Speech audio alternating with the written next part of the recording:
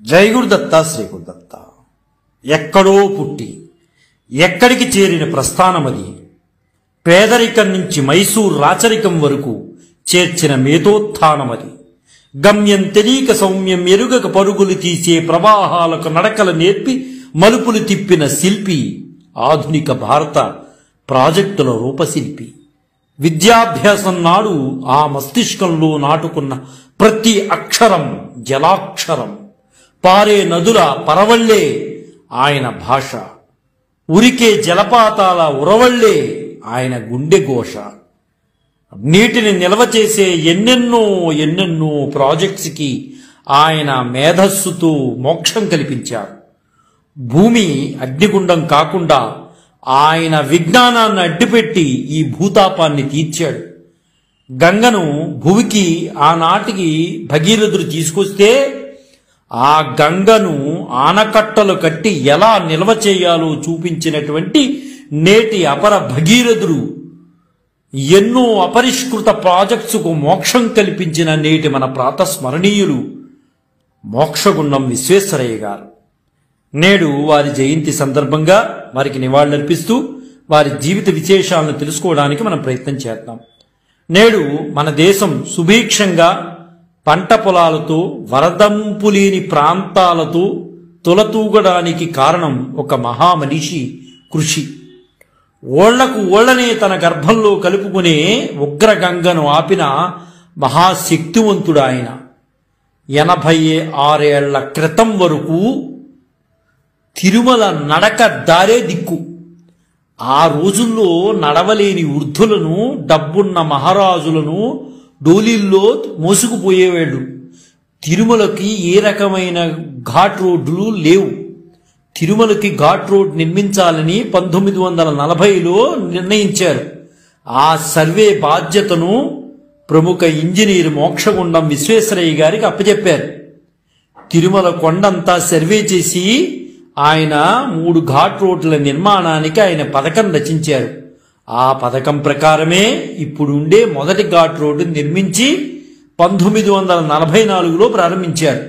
ఆ రోజుల్లో ఘాట్ రోడ్ అంత సౌకర్యంగా లేదు. ఎద్దుల బళ్ళు వెళ్ళటానికి, సామగ్రి సరఫరా చేయడానికి మాత్రమే పనికొచ్చేది. క్రమక్రమంగా బస్సుల రాకపోకలు మొదలయ్యాయనుకోండి. దశాబ్దాల తర్వాత అనేక సదుపాయాలతో ఈ ఘాట్ రోడ్డు ఇప్పుడున్నటువంటి ఆకారాన్ని సంతరించుకుంది.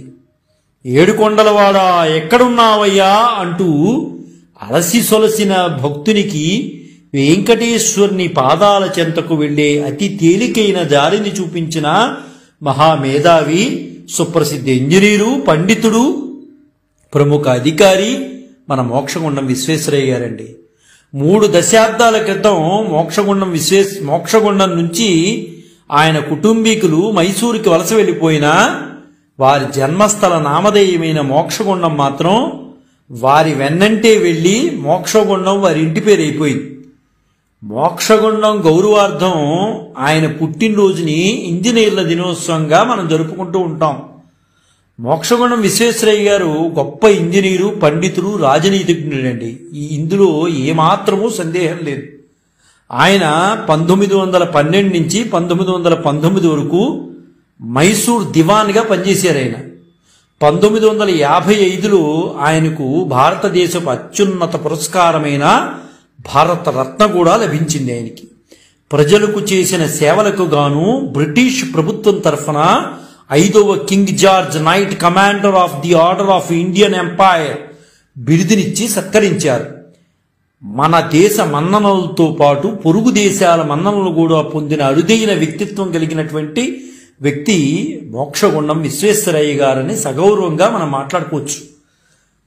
మోక్షగుండం విశ్వేశ్వరయ్య గారి పూర్వీకులు లక్ష్మీపతి భట్టు గారు 16వ శతాబ్దం నాటివాడండి. లక్ష్మీపతి భట్టు గారు ఈయన మోక్షగుండం గ్రామం నుంచి కర్నూలు జిల్లాలోని శ్రీశైలం వెళ్లి అక్కడి నుంచి కర్ణాటక రాష్ట్రానికి వలస వెళ్ళిపోయారు. కర్ణాటకలో దొడ్డబైరే గౌడ వీరిని మంత్రిగా నియమించి, అంటే లక్ష్మీపతి భట్టు గారిని మంత్రిగా నియమించి ముద్దెనహళ్లి, బండేహళ్లి గ్రామాలను దానం ఇచ్చారు ఈ లక్ష్మీపతి భట్టు గారికి. వీరి కుమారుడి పేరు తిప్పశాస్త్రి. ఆయన కుమారుడి పేరు శ్రీనివాస శాస్త్రి, వారి కుమారుడే మన మోక్షగుండం విశ్వేశ్వరయ్య గారు. అంటే శ్రీనివాస శాస్త్రి గారి అబ్బాయి మన మోక్షగుండం విశ్వేశ్వరయ్య గారు. శ్రీనివాస శాస్త్రి గారు మైసూరులోని చిక్బళ్ళాపూర్ సమీపంలో ముద్దనహళ్లిలో స్థిరపడ్డారు. ఆయన అప్పుడు స్థిరపడినప్పుడే 1861 సంవత్సరం సెప్టెంబర్ 15, అంటే దాదాపు ఈ చిక్బళ్ళాపూర్ అనేది బెంగుళూరుకి 60 మైళ్ళ దూరంలో ఉంటుంది. అక్కడ ముద్దనహళ్లి అనే గ్రామంలో మోక్షగుండం విశ్వేశ్వరయ్య గారు శ్రీనివాస శాస్త్రి వెంకటలక్ష్మమ్మ అనే దంపతులకు, బ్రాహ్మణ దంపతులకు జన్మించారు. ఈయన స్వతహాగా బ్రాహ్మణ జాతిలో పుట్టినటువంటి వాడు. అయితే చిన్నప్పటి నుంచి సంస్కారవంతంగా పెరిగి వచ్చాడు ఈయన. తండ్రి గారు అయినటువంటి శ్రీనివాస శాస్త్రి గారు గొప్ప సంస్కృత పండితుడండి. హిందూ ధర్మశాస్త్ర పారంగతుడే అని చెప్పుకోవాలి. ఎందువల్లంటే ఏ సందేహాలు వచ్చినా అందరూ శ్రీనివాస శాస్త్రి గారి దగ్గరికి వచ్చి అడిగేవారు. కాబట్టి ఖచ్చితంగా తండ్రి గారిలో ఉన్నటువంటి వాతావరణం వాళ్ళ పిల్లల్లో కొంతైనా ఉంటుంది అంటానికి నిదర్శనం మన మోక్షగుండం విశ్వేశ్వరయ్య గారిలో కూడా అదే కొంత వాతావరణం ఉందండి, లేకుండా పోలా. అయితే తండ్రి గారు కొంత ఆయుర్వేద వైద్యుడండి. అదేవిధంగా విశ్వేశ్వరయ్య గారికి 12 సంవత్సరాలు వచ్చేసరికి తండ్రి గారు అయినటువంటి శ్రీనివాస శాస్త్రి గారు మరణించారు. సరే, ఆయనకి మన మోక్షగుండం విశ్వేశ్వరయ్య గారికి చిక్బళ్ళాపూర్లో ప్రాథమిక విద్య, బెంగుళూరు అంటే ఇంచుమించు 60 మైళ్ళ దూరంలో ఉన్నటువంటి బెంగుళూరులో ఉన్నత విద్య పూర్తి చేసుకున్నారు. అయితే 1881లో మద్రాసు విశ్వవిద్యాలయం నుంచి బిఏ పూర్తి చేసుకున్నారండి. తర్వాత పూణే సైన్స్ కాలేజీ నుంచి సివిల్ ఇంజనీరింగ్ ఉత్తీర్ణులయ్యారు. సరే, పూణేలో ఇంజనీరింగ్ పూర్తయిన తర్వాత, అంటే అప్పటికి 23వ ఏటండి ఆయన, ముంబై ప్రజా పనుల శాఖలో అసిస్టెంట్ ఇంజనీర్గా చేరిన తర్వాత భారత నీటిపారుదల కమిషన్లో చేరవలసిన ఆహ్వానం వచ్చిందండి ఆయనకి. సరే, ఆయన దక్కన ప్రాంతంలోని చక్కని నీటిపారుదల వ్యవస్థను రూపొందించాడు అనుకోండి.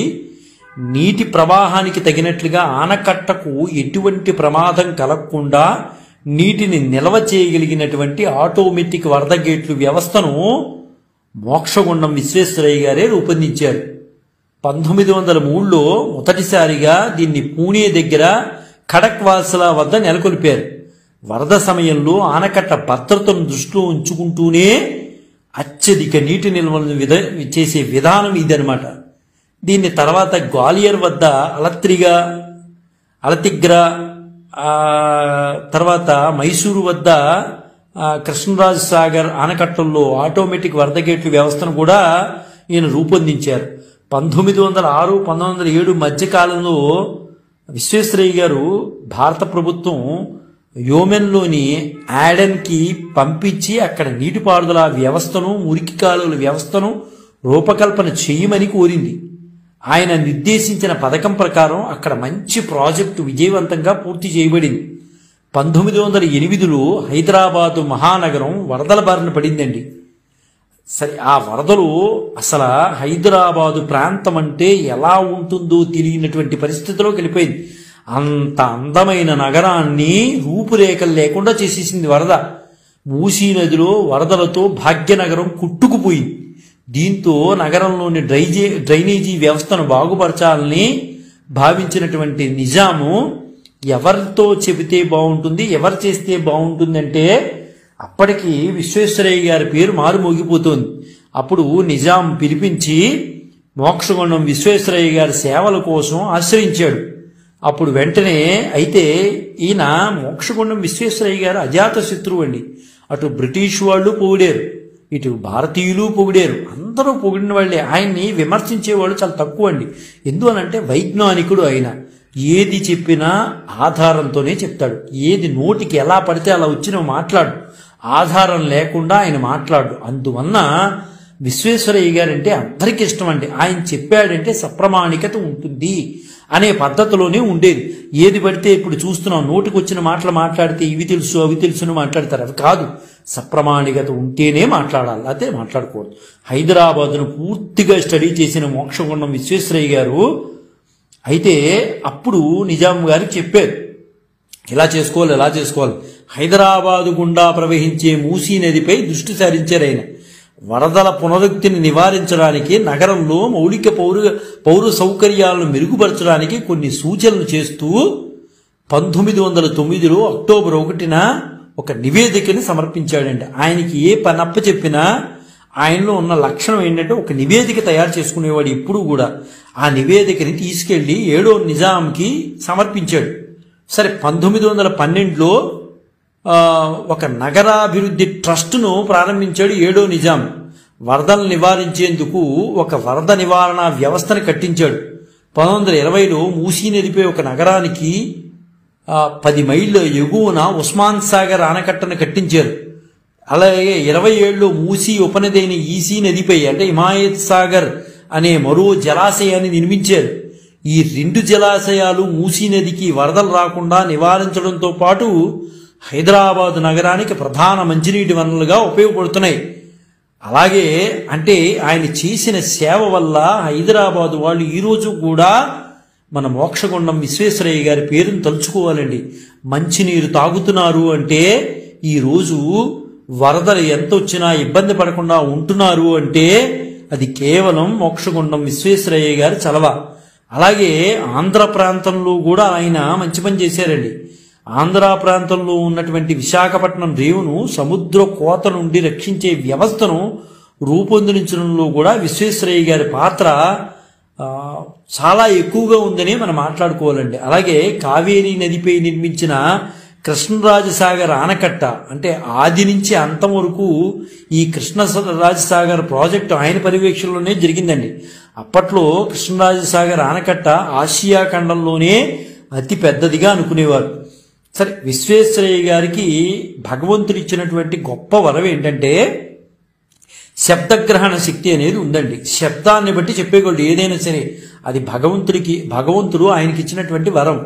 అయితే ఆయన ఎప్పుడు కూడా ఏ విషయంలో నా తలరాతి ఇంతే అన్న వాళ్ళ మీద కోప్పడేవాడండి ఆయన. నువ్వు కష్టపడకుండా నీ చేతికి ఏది రాదు అనేటటువంటి మనస్తత్వంలో వెళ్ళినటువంటి వాడు మన మోక్షగుండం విశ్వేశ్వరయ్య గారండి. ఎవరైనా సరే నా తలరాతి ఇంతేనండి, నా తలరాతి ఇలా ఉందండి అంటే ఆయన అంతవరకు తప్పు చేసినా ఊరుకునేవాడు, కానీ తలరాతి ఇంతే అంటే కోప్పడేవాడైన. నువ్వు కష్టపడకుండా నా తలరాతి ఇంతే అంటావా అని కేకలేసేవాడైన. కాబట్టి విశ్వేశ్వరయ్య గారికి భగవంతుడు ఇచ్చినటువంటి గొప్ప వరం శబ్దగ్రహణ శక్తి అండి. ఆయన శబ్దాన్ని బట్టి ఏంటనే చెప్పేసేవాడు. ఒక రోజున డాక్టర్ విశ్వేశ్వరయ్య గారు బ్రిటిష్ ఇండియాలోని రైలులో ప్రయాణిస్తున్నారండి. అయితే ఆ రైలు ఫస్ట్ క్లాస్లోకి ఎక్కారు అందరూ కూడా, బ్రిటిష్ వాళ్ళు ఉన్నారు. ఈయన కూడా అదే కంపార్ట్మెంట్లో కూర్చున్నాడు అన్నమాట. కూర్చోగానే ఈయన ఆకారం ఎలా ఉందంటే కొంచెం నల్లగా ఉంటారు విశ్వేశ్వరయ్య గారు. అదే తెల్ల దుస్తులు ధరించి తలపాగా కట్టేసి తెల్ల దుస్తులు ధరించి మీసాలు పెంచి ఉన్నాడు ఆయన. నల్లటి ఆకారం, మీసాలు ఎక్కువ పెంచాడు, తెల్లటి దుస్తులు వేసాడు, సన్నగా ఉన్నాడు. ఇవన్నీ చూసి బ్రిటిష్ వాళ్ళు అతన్ని ఒక మూర్ఖుడు, నిరక్షరాస్యుడిగా వాళ్ళు మాట్లాడుకుంటున్నారు ఆంగ్లంలో ఇతను ఒక మూర్ఖుడని, నిరక్షరాస్యుడని ఎగతాళి చేస్తున్నారు. అయితే వాళ్ళు మాట్లాడుకునే ఆంగ్లం అంతా కూడా మన మోక్షగుండం విశ్వేశ్వరయ్య గారికి కూడా తెలుసండి. అంతకన్నా చక్కగా మాట్లాడగలడు ఆయన. అయితే సమయం కాదు, సమయం వచ్చినప్పుడు మనం మాట్లాడాలి, కానీ సమయం కాని సమయంలో మనం మాట్లాడటం ఎందుకు అని ఆయన మాట్లాడలా. అలా ఎగతాళి చేస్తూనే ఉన్నారు, ఈయన అలా చూస్తూనే ఉన్నాడు, ఏమీ పట్టించుకోలే.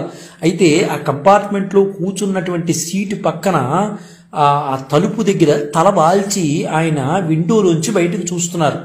ఈ లోపల అకస్మాత్తుగా డాక్టర్ విశ్వేశ్వరయ్య గారు అకస్మాత్తుగా లేచి నుంచుని ఈ ట్రైన్ ఆగిపోవటానికి గొలుసు ఎక్కడుంది అని అడిగాడు. అక్కడ అందరూ ఆశ్చర్యపోయారు. అందులో ఉన్నటువంటి జనం అందరూ కూడా ఏం చేయబోతున్నారు మీరు అని అడిగారు. మీరు చెప్పండి, ఈ ట్రైన్ ఆగిపోవాలంటే ఏ గొలుసు చైన్ ఎక్కడుంటుంది అని అనగానే అక్కడ చూపించారు అందరూ, ఇది గొలుసు అని. వెంటనే ఆయన వెళ్ళి ఆ చైన్ లాగేశారు. ఆ లాగేటువంటి ఆ ట్రైను అలా ఆగిపోయింది, వెళ్ళే ట్రైన్ కాస్త. అయితే ఏ కంపార్ట్మెంట్లో వాళ్ళు లాగారు అని పరిశీలన చేస్తూ రాగా మన విశ్వేశ్వరయ్య గారు ఉన్నటువంటి కంపార్ట్మెంట్లో చైన్ లాగారన్న సంగతి తెలిసి లోపలికి వచ్చి ఎవరు ఇక్కడ చైన్ లాగింది అని గార్డు మిగతా పోలీసులు అడిగారు. అప్పుడు డాక్టర్ విశ్వేశ్వరయ్య గారు లేచి నేనే గొలుసు లాగాను అన్నాడు. అప్పుడు వెంటనే గార్డు, ఏమయ్యా ఎందుకు లాగావు నువ్వు ఎందుకు లాగవలసిన అవసరమైంది? దీనికి శిక్ష ఏమిటో తెలుసా నీకు? నీకు పెనాల్టీ వేస్తారు దీనికి. అదేవిధంగా జైలు శిక్ష కూడా ఉంటుంది. ఎలా పడితే అలా లాగేస్తావా ట్రైన్ని? సమయానికి వెళ్ళొద్దా ట్రైను అని అడుగుతాడు. వెంటనే ఆయన తణుకోకుండా ఇక్కడి నుంచి దాదాపు కొంత దూరంలో రైల్వే ట్రాక్ సరిగ్గా లేదు, అందువలన ప్రమాదం పొంచి ఉంది అనే ఉద్దేశంతో నేను జరిగే ప్రమాదాన్ని ముందుగా తిలకించాను కాబట్టి మీకు నేను చెప్తున్నాను, ప్రమాదం జరిగేటటువంటి అవకాశాలు ఉన్నాయి, నాకు ఖచ్చితంగా అనిపిస్తోంది, అందువలన చైన్ లాగాను. అప్పుడు గార్డ్ అన్నాడు, ఏమయ్యా, మాకెవరికీ కనిపించండి, నీకన్నా ముందు ఇంజిన్ పెట్టిలో నేనుంటాను, నాకు కనిపించింది నీకెలా కనిపించింది? ఆ డ్రైవరు అన్నాడు, ఏమయ్యా ఏమిటి, నాకెక్కడ కనిపించలేదే, ఎక్కడ ప్రమాదం జరుగుతుంది, నాకేం దూర ప్రాంతం నుంచి నాకు కనిపిస్తాయి కదా అద్దాల్లోంచి, నాకేమీ లేదే. గార్డు కూడా అన్నాడు, నాకు ఏమనిపించలేదే. మరి మాకు ఇన్ఫర్మేషన్ వస్తుంది కదా ఎక్కడైనా తేడా ఉంటే, నువ్వు అలా నీ చైన్ లాగడం ఏంటయ్యా, నువ్వు ఈ శిక్ష తెలుసా నీకు? అరెస్ట్ చేసేస్తారు ఇప్పుడు నెక్స్ట్ స్టేషన్లో, నిన్ను ఈ ట్రైన్ వెళ్ళంగానే నెక్స్ట్ స్టేషన్లో నీకు అరెస్ట్ వారెంట్ వస్తుంది అన్నారు. వెంటనే ఆయన నవ్వుకుని అన్నారు, అయ్యా నా మాట నమ్మండి, మీరు వెళ్ళి చూడండి, లేకపోతే మీరు అన్న విధంగానే చెదురుగాని అన్నారు. దీనిపై గార్డు మీకు ఎలా తెలుసు అని అడిగాడు. వెంటనే అప్పుడు విశ్వేశ్వరయ్య గారు అన్నారు, అయ్యా నేను ఈ విండోకి తల అంచి పడుకున్నాను, రైలు వెళ్ళి అంతకు మునుపు రైలు ప్రయాణం చేసి రైలు వేగంలో తేడా కనిపించింది నాకు, రైలు సహజ వేగంలో వ్యత్యాసం ఉంది, మరియు ధ్వనిలో కూడా కాస్త వ్యత్యాసం ఉన్నట్లు నాకు తడుతోంది, కాబట్టి ఖచ్చితంగా అక్కడ ట్రాక్ విచ్ఛిన్నమై ఉండాలి, మీరు చూడండి, వెళ్ళి తొందరపడి వెళ్ళి తీసుకువెళ్ళకండి, వందలాది మంది ప్రాణాలు పోతాయి, మీరు ఆలోచించుకోండి, నన్ను అరెస్ట్ చేస్తారా చెయ్యండి, తప్పులేదు, మీకు ఆపాను కాబట్టి, కానీ వందలాది మంది ప్రాణాలు నాకు ముఖ్యం, ఇందులో ట్రైన్లో ప్రయాణం చేసేవాళ్ళు అనగానే మరి ఈయన చెప్పే మాటలు బహుశా ఆ ట్రైన్ డ్రైవర్కి అదేవిధంగా గార్డు గారికి నమ్మకం కలిగినట్లుంది. సరే ఎందుకైనా మంచిది, ఒకసారి ట్రాక్ మన్స్ని పిలిపించి ఒకసారి చెక్ చేయించారు. దాదాపు ఇక్కడి నుంచి ఒక 2 కిలోమీటర్ల దూరంలో 3 కిలోమీటర్ల దూరంలోనూ రైల్వే ట్రాక్ కీళ్లు తెరిచి ఉన్నాయి, నట్లు బోల్టు విరిగిపడిపోయి ఉన్నాయి.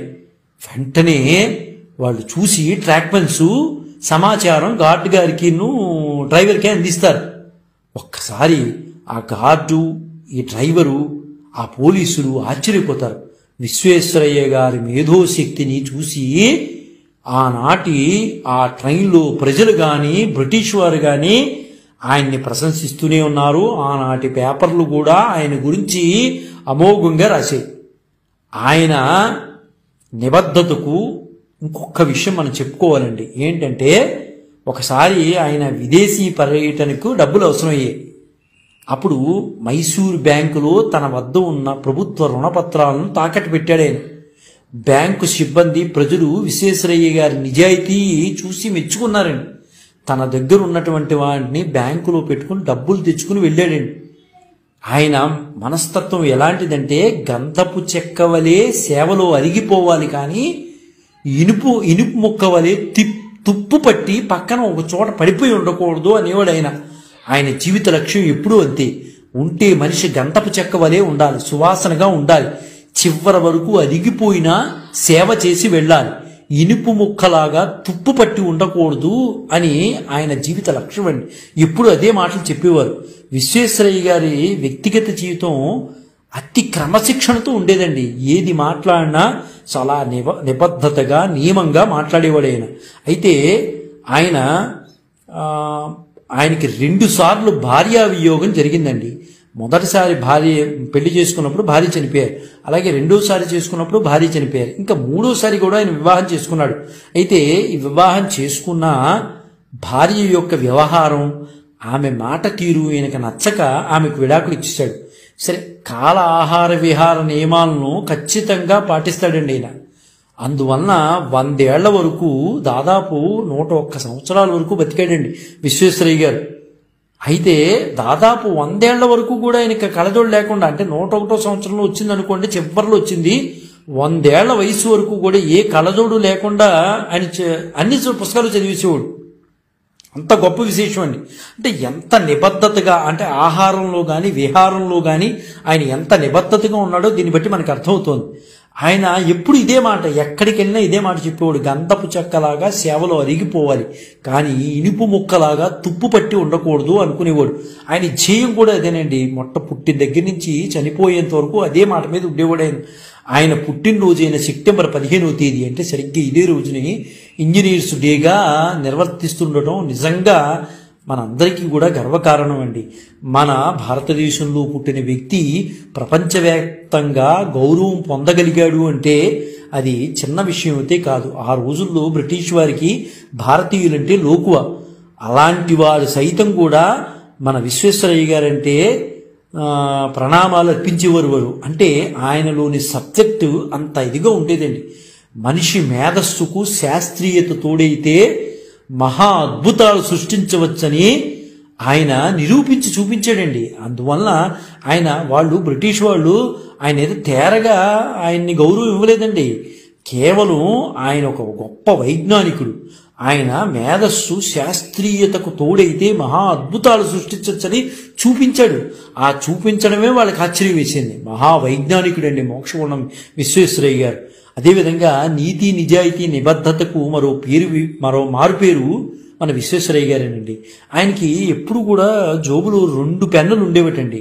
అందులో ఒకటి ఆఫీస్కి సంబంధించిన పెన్ను, ఇంకోటి తన పర్సనల్ అఫైర్స్కి సంబంధించిన పెన్ను. ఆఫీసు పెన్నును సైతం తన పర్సనల్ వ్యవహారాలకి ఎప్పుడూ వాడుకోలేదండి. అంత గొప్ప వ్యక్తిత్వము మన మోక్షగుండం విశ్వేశ్వరయ్య గారిదండి. అలాగే ఒకసారి ఆ రోజుల్లో ప్రభుత్వ ఇంజనీర్లు ఎన్నో గ్రామాలు తిరిగి చివరికి ఒక నివేదిక ఇవ్వాలి. నోటితో చెప్తే సరిపోతుంది నివేదిక, కానీ ఈయన అది చేదస్తం అనుకోండి, ఇంకోటి అనుకోండి. ఈయన చాలా నిబద్ధతగా ఉండే వ్యక్తి కాబట్టి నివేదికని చేతితో రాసి తయారు చేసేవాడు. ప్రభుత్వానికి ఇవ్వాల్సిన పరిస్థితి అదే అనమాట. ఏదో రాసి పంపించేద్దాం, కింద వాళ్ళతో చెప్దాం అనుకునేది కాదు. ఈయనే చక్కగా అన్ని రాసుకునేవాడు. అలాగా ఒకానొక సమయంలో శ్రీ విశ్వేశ్వరయ్య గారు ఒక గ్రామంలోకి వెళ్ళారు. ఒక నివేదిక తయారు చేయడం కొరకు ఆ గ్రామంలో ఒక పెద్ద మనిషి ఇంట్లో బస చేశారు. ఈయన పగలంతా తిరిగేశాడు, అంతా చూసేశాడు. జలాశయాలు వాటి గురించి వీటి గురించి అన్ని కూడా చూసుకున్నాడు. అక్కడ జరిగే ప్రాజెక్టు పనులు అధ్యయనం చేసి రాత్రికి నివేదిక తయారు చేయడానికి ఆయన ఉద్యుక్తుడయ్యాడు విశ్వేశ్వరయ్య గారు. అయితే ఆ రోజు రాత్రి అక్కడ విద్యుత్ లేదండి. కానీ నివేదిక రాయటం వాయిదా వేస్తే తాను ఏమైనా మర్చిపోతానేమో అని ఏ రోజు పని ఆ రోజు చేసేవాడండి ఆయన. వాయిదా తత్వం అంటే లేదు ఆయన దగ్గర. అందుకనే కృషిని నమ్ముకున్నటువంటి వ్యక్తులు అలాగే ఉంటారండి. అదృష్టాన్ని నమ్ముకోలా విశ్వేశ్వరయ్య గారు, కృషిని నమ్ముకుని వెళ్ళాడండి. అలాంటి మహానుభావులు మనకు ఆదర్శంగా తీసుకోవాలండి. నిరంతరం పుట్టిన దగ్గర నుంచి చనిపోయేంత వరకు ఆయన కృషిని నమ్ముకునే వెళ్ళాడు. తన సంచిలోంచి ఒక కొవ్వొత్తిని తీసి దాని వెలుతురులో తన నివేదికను పూర్తి చేశాడు. సహజంగానే ఆయనకి పుస్తకాలంటే విపరీతమైన ఆసక్తి అండి. ఖాళీ వచ్చిందంటే వ్యర్థ ప్రసంగాలు చేసేవాడు కాదు. అంతమంది ఏవో మాట్లాడుతున్నా ఆయన సైలెంట్గా ఆయన పుస్తకం చదువుకుంటూ ఉండేవాడు. అందరూ ఆశ్చర్యపోయేవారు. అంత జ్ఞానం ఉన్నాయని ఈయన మాట్లాడేది ఏంటంటే వ్యర్థ ప్రసంగాలకి ఆయన చేసేవాడు కాదండి. అవసరం ఉన్నదానికి మాట్లాడేవాడు. అనవసరమైన విషయాలు ఆయన చర్చించేవాడు కాదు.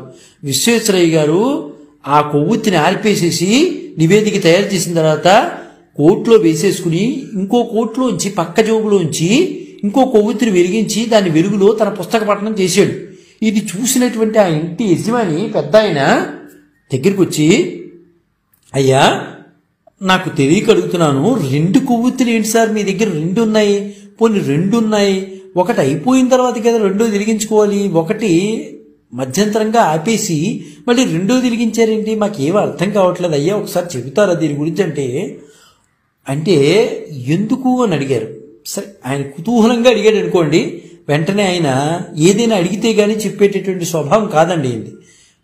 ఆయన నేను వాడిన మొదటి కొవ్వొత్తి నాకు ప్రభుత్వం వారు ఇచ్చారండి. విద్యుత్ లేనప్పుడు నా ఉద్యోగ ధర్మంలో ఉపయోగపడుతుందని వాళ్ళు ఇచ్చారు. దాన్ని అనవసరంగా నాకు ఉపయోగించడం ఇష్టం లేదు. నా పని అయిపోయింది. నేను నివేదిక తయారు చేయడం ప్రభుత్వ పని, తయారు చేశాను. అయిపోయిన తర్వాత నేను చదువుకునే పుస్తకం ప్రభుత్వానికి సంబంధం ఏముంది? కాబట్టి నా ఉద్యోగం కాదు కదది, నేను చదువుకునేది ప్రభుత్వానికి సంబంధం లేదు కదా, కాబట్టి నా పుస్తక పఠనం వారికి సంబంధం లేదు, కాబట్టి నేను కొనుక్కున్న కొవ్వొత్తితో నేను చదువుకుంటున్నాను అన్నగానే అసలు అక్కడ ఉన్న పెద్ద ఆయనకి ఒక్కసారి కళ్ళు తిరిగి ఆయన కాళ్ళ మీద పడ్డాట. వారిచ్చిన కొవ్వొత్తి వాడితే ప్రభుత్వం వనరులను దుర్వినియోగం చేయడం అవుతుంది కదా. బాధ్యత గల పౌరులుగా మనం అది చెయ్యకూడదు. అందుకనే నా సొంత పనులకు నా సొంత కొవ్వొత్తినే వాడుకుంటాను ఆయన చెప్పేటప్పటికీ అక్కడున్న యజమాని మతిపోయి కాళ్ళ మీద పడ్డాడు. ఇంత గొప్ప వ్యక్తి ఎవరైనా ఉంటారా అని. ఈయన పొరుగు దేశాలైన China, Japan, Egypt, Canada, America, Russia అనేక దేశాల్లో కూడా విశ్వేశ్వరయ్య గారు పర్యటించారండి. అందరి చేత కూడా మెప్పు పొందాడు. గమ్మత్తైన విషయం, మనకి కొంచెం ఇబ్బంది పెట్టే దేశాలు కూడా ఆ రోజుల్లో విశ్వేశ్వరయ్య గారి యొక్క గొప్పను చాటే. ఆ దేశాల్లో కూడా ఆయన ప్రాజెక్టుల యొక్క రూపకల్పన చేశాడు. కాబట్టి విద్వాన్ సర్వత్ర పూజ్యతే అని మనకి సుభాషితాలు మనకి చెప్తున్నాయి. అది నిజమండి.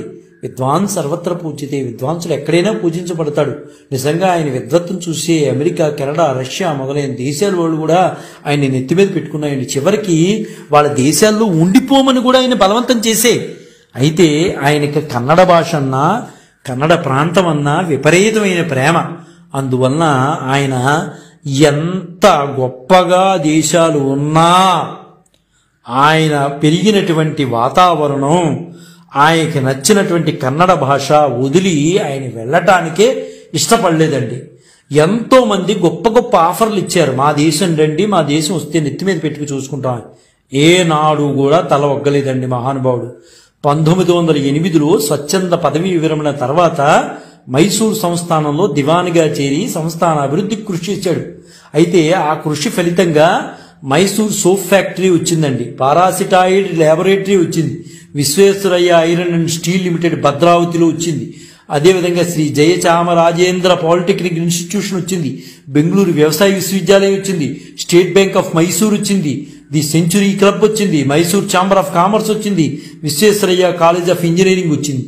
ఇన్ని తీసుకురాగలిగాడు మహానుభావుడు. 1917లో బెంగళూరులో ప్రభుత్వ ఇంజనీరింగ్ కాలేజీ స్థాపించడంలో ప్రముఖ పాత్ర వహించాడండి. ఆయన బెంగళూరు అంటే పడి చచ్చిపోయేవాడండి. అంత ఇష్టం బెంగళూరు అంటే ఆయనకి. అంత బాగా ఉండేవాడు. కర్ణాటక అనగానే ముఖ్యంగా బెంగళూరు. ఎందువల్లంటే చిక్బళ్ళాపూర్ ఇంచుమించు 60 మైళ్ళ దూరంలో ఉంటుంది ఈ బెంగళూరు. అందుకని అంత బాగా ఇష్టం ఉండేవాడు. తర్వాత ఈ కళాశాలకు ఆయన పేరే పెట్టారనుకోండి, బెంగళూరులో ప్రభుత్వ ఇంజనీరింగ్ కాలేజీకి. అయితే ఈనాటికి university Visvesvaraya college of engineering కర్ణాటకలోని పేరున్న విద్యా సంస్థల్లో చాలా గొప్పదిగా మనం మాట్లాడుకోవచ్చండి. మైసూరు విశ్వవిద్యాలయం నెలకొల్పడంలో కూడా ఆయన ప్రధాన పాత్ర పోషించారు. పరిశ్రమలు వేగంగా అభివృద్ధి చెందడానికి ప్రైవేటు పెట్టుబడులను ప్రోత్సహించాడు. విశ్వేశ్వరయ్యకు అనేక రంగాల్లో విశేషమైన గుర్తింపు లభించిందండి. ఆయన ఒక్క రంగమే కాదు, అనేక రంగాల్లో కూడా తెలివిగల వ్యక్తేనండి. అందులో ప్రధానమైన విద్యారంగం ఇంజనీరింగ్. కర్ణాటకలోని అత్యధిక ఇంజనీరింగ్ కళాశాలకు అనుబంధమైన ఉన్న బెల్గాంలోని విశ్వేశ్వరయ్య టెక్నాలజికల్ యూనివర్సిటీ ఆయన పేరు మీద నెలకొల్పబడిందండి. ఎంత గొప్ప విశేషం. అదేవిధంగా బెంగళూరులోని university of Visvesvaraya college of engineering, అదేవిధంగా విశ్వేశ్వరయ్య ఇన్స్టిట్యూట్ ఆఫ్ టెక్నాలజీ, పూణేలోని నాగపూర్ కాలేజ్ ఆఫ్ ఇంజనీరింగ్ ఆయన పేరు మీదే పిలువబడుతున్నాయండి. పూణేలో మన విశ్వేశ్వరయ్య గారి నిలువెత్తు విగ్రహం కూడా అక్కడ చూడవచ్చండి. నిజంగా ఆయన స్వస్థలమైన ముద్దెనహళ్లిలో విశ్వేశ్వరయ్య గారి మెమోరియల్ ట్రస్ట్ వారు ఒక స్మారక చిహ్నాన్ని నిర్మించారు.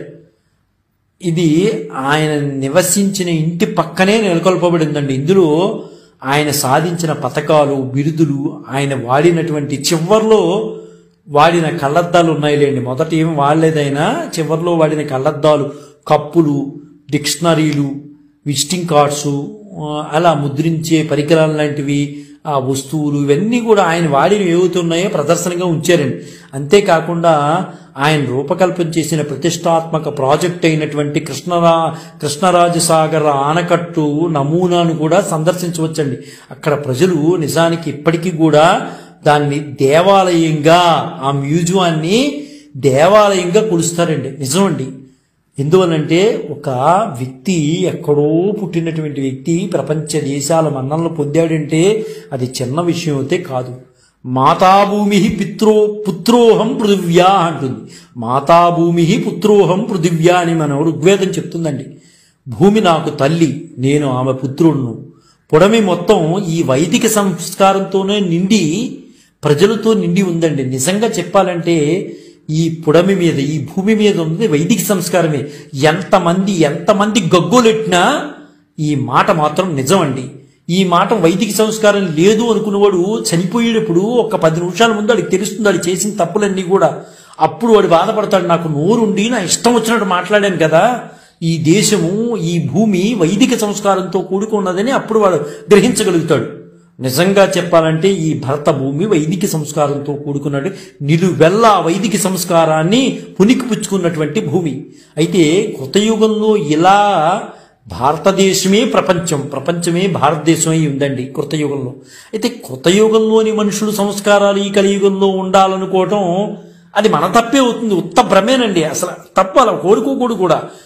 కృతయుగంలో ఉన్న మనుషుల సంస్కారాలు కలియుగంలో ఎలా ఉంటాయి? ఉండవు కదా, మార్పు వస్తుంది కదా, యుగాన్ని బట్టి ధర్మాలు మారుతున్నాయి కదా. అయితే సత్యం ఎప్పుడు ఒకటే, ధర్మాలు అయితే మారుతున్నాయి. కాబట్టి పొడమిని తల్లిగా భావించేవారు ఈనాడు లేరని కాదండి, ఈనాడు ఉన్నారు, చాలామంది ఉన్నారు. చాలా మందిలో మాతృభక్తి ఇప్పటికీ కూడా నేటికి కూడా నిండి ఉంది. దానవత్వపు ముసుగులో మానవుల్ని గురించిన చర్చ అవసరం లేదు. ఇక్కడ దానవత్వపు ముసుగులో ఉన్న వాళ్ళ గురించి మనం మాట్లాడుకోవద్దండి, టైం వేస్ట్ అది. ఈ భూమిని తన తల్లిగా భావించి తన అమూల్యమైన సేవలు అందించినటువంటి వారు ఎందరో ఉన్నారు. అందులో మొట్టమొదటి వరుసలో ఉండేవాడు మోక్షగుండం విశ్వేశ్వరయ్య గారండి. నిజంగా వర్తమాన ఇంజనీరింగ్ విద్యార్థులు ఖచ్చితంగా ఈ విషయాలు తెలుసుకోవాలండి. నేనేదో ఇంజనీరింగ్ చదివేస్తున్నానని ఏదో చదువుకుంటూ వెళ్ళిపోవడం కాదు. ఇప్పుడు ఉన్నటువంటి సంస్కారాలు బ్యాక్లాగ్ సర్టిఫికేట్ పెట్టుకుని నేను ఫైనల్లో చేస్తానులే అనే పద్ధతులు కావు. ఇంజనీరింగ్ అంటే 10 మందికి ఉపయోగపడేది, సమాజానికి ఉపయోగపడేది. సమాజానికి ఉపయోగపడాలి కాబట్టి నువ్వు ఎలా చదవాలి, ఎంత చక్కగా చదవాలి, దాన్ని నిర్లక్ష్య ధోరణితో చదువుకుని ఇంపార్టెంట్ క్వశ్చన్లు చూసుకుని పరీక్షలు రాస్తే అది నువ్వు ఇంజనీర్ అయినట్లు లెక్క. నీకు సర్టిఫికెట్ వస్తే ఇంజనీర్ కింద లెక్కేనా? నీకు సబ్జెక్ట్ రావాల్సిన అవసరం లేదా?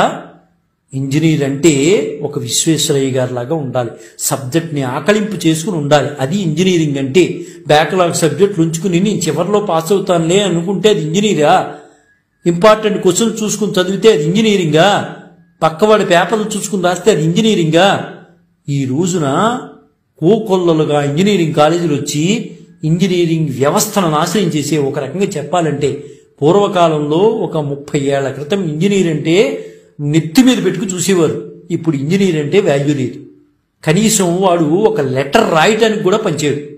అలా ఉన్న పరిస్థితుల్లో విద్యార్థులు ఉన్నారండి, చాలా మంది ఉన్నారు, చాలా కాలేజీల్లో చదువుతున్నారు. కనీసం ఒక లెటరు ఇంగ్లీష్లో రాయమంటే ఇంగ్లీష్ అక్కర్లా నీ మాతృభాషలో రాయడం కూడా రాని పిల్లలు ఎంతోమంది ఉన్నారు. ఇదేనా మనం నేర్చుకున్నటువంటి చదువు? కాబట్టి వర్ధమాన ఇంజనీరింగ్ విద్యార్థులు అందరూ కూడా ఈ సందర్భంగా ఒక్క మాట అయితే నేను చెప్పగలను, డబ్బు కోసమే పనిచేయండి. డబ్బు కోసం మీరు డబ్బు తీసుకోకుండా పనిచేయండి అని నేను చెప్పను. ఎందువలంటే ధనం మూలం ఇదం జగత్ అని మన సుభాషితకారులు చెప్పారు. ఖచ్చితంగా మీరు డబ్బు గురించే పనిచేయండి, కానీ దానితో పాటు సమాజానికి మన చదువుకున్న విజ్ఞానం ఎంతవరకు ఉపయోగపడుతుంది, మన ద్వారా మనం ఎంత అందించగలుగుతున్నామో అక్కడ డబ్బు గురించి ఆలోచించకండి. మీరు చేసే ఉద్యోగం గురించి, డబ్బు గురించే చేయండి. కానీ సమాజానికి సేవ చేసేటప్పుడు మాత్రం మీ జ్ఞానం ఎంతవరకు అవసరం అవుతుంది, మనం సమాజానికి ఏం చేయగలము అనేది ఒక్కసారైనా మీరు ఆలోచించాలి. అదే చెయ్యాలి. అది ఎవరో మెప్పుదల కోసం కాదండి, అది మీ గురించి మీరు చేసుకోవాలి, అది మీ వ్యక్తిగత బాధ్యతగా తీసుకోవాలి. ఒక ఇంజనీరింగ్ తీసుకున్నామంటే మన సమాజానికి మనం ఏం చేయగలుగుతున్నాం అనేది మనం ఆలోచించుకోవాలి. అలా ఆలోచించుకుంటేనే అందులోకి అడిగి పెట్టాలి, ఆ గ్రూపుల్లోకి. లేకపోతే వద్దు, నేను ఏదో ఇంజనీరింగ్ చదువుకున్నాను, నేను ఏదో ఉద్యోగం చేసుకుంటాను, నేను నా పిల్లలు నా భార్య ఇది అనుకుంటే అతను ఇంజనీరింగ్ కాదండి. నిజంగా సమాజానికి మనం ఏమి చేయగలుగుతున్నాం, నేను చదువుకున్నటువంటి ఒక గొప్ప చదువుకి నేను సమాజానికి ఎంతవరకు నేను ఉపయోగపడాలని ఆలోచించుకోగలిగాను. అలా ఆలోచించుకున్నాడు కాబట్టే ఈ రోజున మనం ఇంత సౌకర్యవంతమైన విలాసాలు అనుభవిస్తున్నాం. మరి ఆనాడు విశ్వేశ్వరయ్య గారు ఎంత చక్కగా తిరుపతికి రూట్ మ్యాప్ వేశారు. ఈ రోజున తిరుమల తిరుపతి దేవస్థానం స్వామివారిని దర్శనం చేసుకోవడానికి వెళ్తున్నామంటే అది విశ్వేశ్వరయ్య గారి పుణ్యం కాదా? ఈ రోజున హైదరాబాదులో వరద ప్రాంతంలో లేకుండా అప్పుడప్పుడు ఏవో వస్తూ ఉండొచ్చు, కానీ భీకరమైన పూరి ఏమి లేదు కదండి. అలా ఉంది అంటే విశ్వేశ్వరయ్య గారు చలవ కాదా? కాబట్టి అలాంటి మహామేధావుల యొక్క జ్ఞానాన్ని మనం పొందగలగాలి. వాళ్ళని ఆదర్శంగా తీసుకోగలగాలి. ఇంజనీరింగ్ చదవటమే ముఖ్యం కాదు. అలాంటి గొప్ప వ్యక్తుల్ని ఆదర్శంగా తీసుకుని ముందుకెళితే రాబో రోజుల్లో చాలా మంది విశ్వేశ్వరయ్యలను సమాజం చూడగలుగుతుందని ఆశాభావంతో, అదేవిధంగా ఈరోజు మోక్షగుండం విశ్వేశ్వరయ్య గారి జయంతి సందర్భంగా, ఇంజనీరింగ్ దినోత్సవం సందర్భంగా ఆ వర్ధమాన ఇంజనీర్లందరికీ కూడా శుభాకాంక్షలు తెలియజేస్తూ, మోక్షగుండం విశ్వేశ్వరయ్య గారికి జయంతి సందర్భంగా నివాళులర్పిస్తూ, జై గురుదత్త శ్రీ గురుదత్త శ్రీపాద శ్రీవల్లభ చరణదాసుడు మారికొండ రాజశేఖర శర్మ రాజమహేంద్రవరం. స్వస్తి.